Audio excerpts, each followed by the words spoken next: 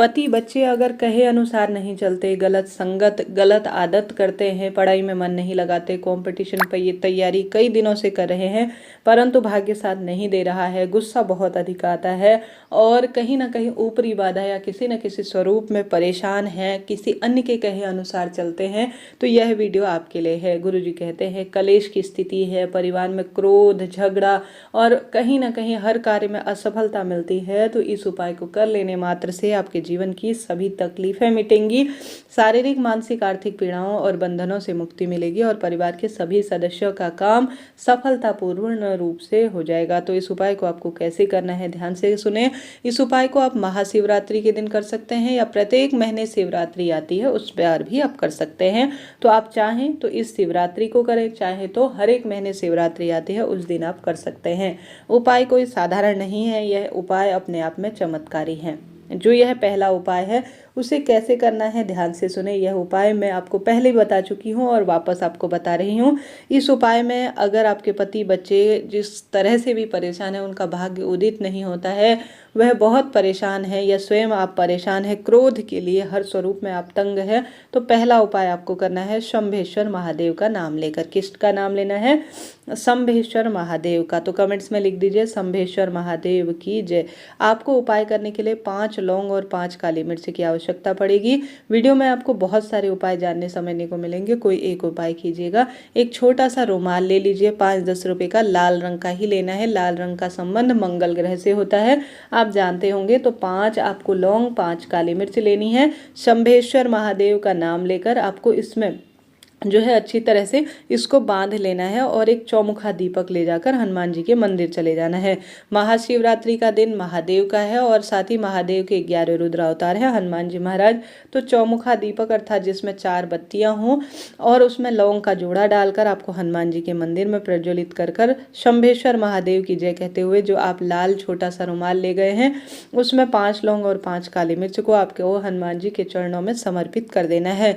हनुमान जी के चरणों में यह पोटली समर्पित होते ही, आपका दीपक लगाते ही, वहां पर बैठकर हनुमान चालीसा का पाठ करते ही यह जो वस्तु है यह अभिमंत्रित हो जाएगी। इसे उठाकर आपको घर ले आना है। घर लाने के बाद आप सभी को इसे जो है किसी भी चीज में मिलाकर, चाहे तो किसी भी पानी में काढ़ा बनाकर, जो लौंग, काली मिर्च 5-5 की संख्या में रखनी है, आप घर लाकर इसे काढ़ा बनाकर उस व्यक्ति को पिला सकते हैं। अगर वह व्यक्ति काढ़ा बनाकर नहीं पीता है तो किसी भी चीज में उसे मिलाकर दे देते हैं, तो आपके पति बच्चे जैसा आप कहते हैं उसी अनुसार कार्य करने लगते हैं। तो वह पहला उपाय है।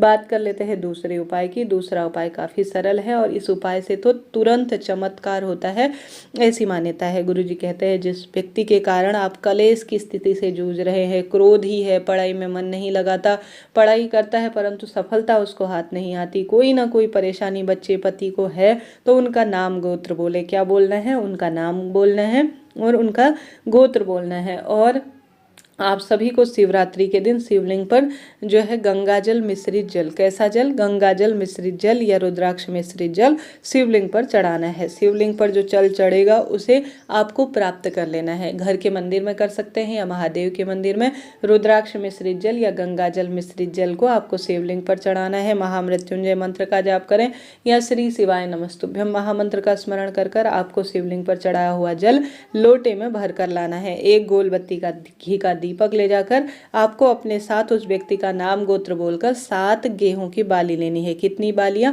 मात्र 7 बाली आपको गेहूं की लेनी है। 7 बाली लेनी है, गेहूं के दाने नहीं, इस बात का ध्यान रखिए। किसी अवस्था में अगर बाली नहीं मिलती है तब आप 7 गेहूं के दाने ले सकते हैं, नहीं तो आपको गेहूं की सिर्फ बालियां लेनी है। तो 7 बालियां आप ले लीजिए।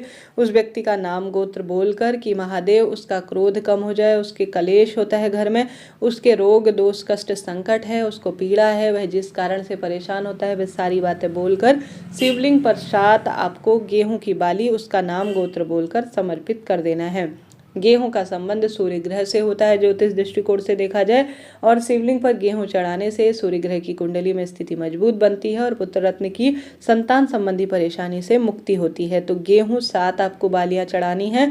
जो आप शिवलिंग पर चढ़ाया हुआ जल लाए हैं दीपक लगाकर रुद्राक्ष मिश्रित या गंगा जल मिश्रित, उस व्यक्ति को आपको थोड़ा सा पिला देना है। ऐसा करने से उसका क्रोध कम होगा, पढ़ाई में मन लगेगा और गलत संगत, गलत आदत छूटेगी। क्योंकि शिवरात्रि पर शिवलिंग पर चढ़ाया जाने वाला जल अपने आप में चमत्कार होता है। जो भी इस जल का प्रयोग करता है वह भाग्य बदल देता है। और गेहूं तो अपने आप में सूर्य ग्रह की मजबूती के लिए शिवलिंग पर व्यक्ति का नाम गोत्र बोलकर चढ़ाने चाहिए। तो यह 2 उपाय करने हैं। बात कर लेते हैं तीसरे उपाय की।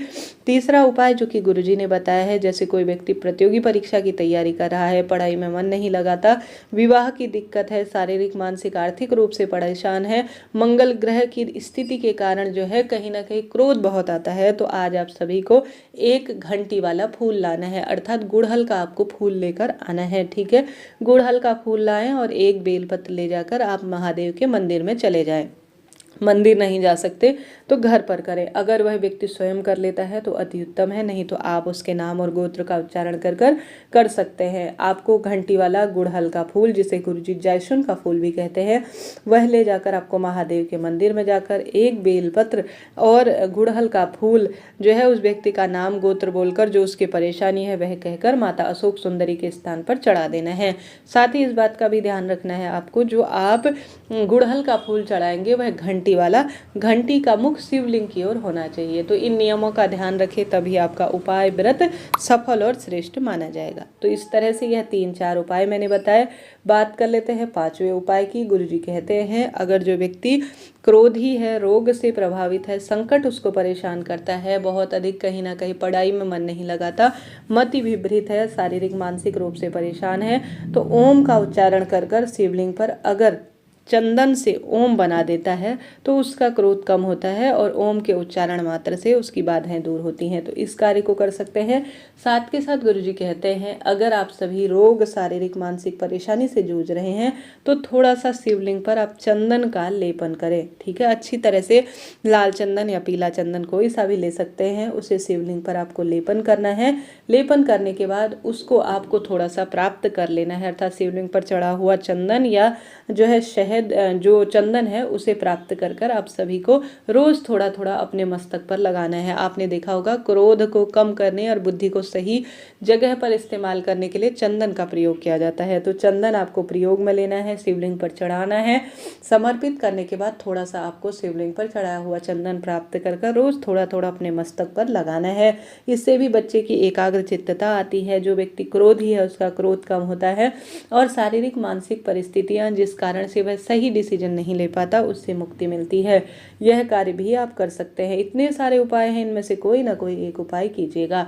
साथ के साथ अगर कोई व्यक्ति दुर्व्यसनी है, क्रोधी है, कहना नहीं मानता, हमेशा ही किसी न किसी तरह से परेशान है, तो उसे यह कार्य करना चाहिए, जिसमें सबसे पहले आता है शिवलिंग पर शहद चढ़ाने का। आपको शिवलिंग पर शहद का लेपन करना है, थोड़ा सा उसे प्राप्त करना है। जो व्यक्ति परेशान है, क्रोधी है, हमेशा ही चिंता में लगी रहता है, वैवाहिक, शारीरिक, मानसिक, आर्थिक परेशानी है, उस व्यक्ति को थोड़ा थोड़ा शिवलिंग पर समर्पित किया हुआ शहद पहले चढ़ाना है, थोड़ा सा प्राप्त करना है शिवलिंग पर से और उसे अपने पास कटोरी में रख लेना है। उसके बाद उस बच्चे को या अपने पति को थोड़ा थोड़ा आप चटाना अगर इसे शुरू करते हैं तो उस बच्चे के, आपके पति के जो क्रोध है वह कम होता है और पढ़ाई में क्षमता बढ़ती है, नशा इत्यादि छूट जाता है और शारीरिक, मानसिक, आर्थिक परेशानी से व्यक्ति को मुक्ति मिलने लग जाती है। तो कोई ना कोई इस शिवरात्रि के दिन आपको कार्य करना है जिससे कि भाग्य की रेखाएं प्रबल हो। वीडियो से संबंधित कोई भी प्रश्न हो, आपका अपना चैनल है, सभी सवालों के जवाब प्राप्त करेंगे, पूछिएगा। राधे राधे, हर हर महादेव कमेंट्स में लिखना ना भूलें।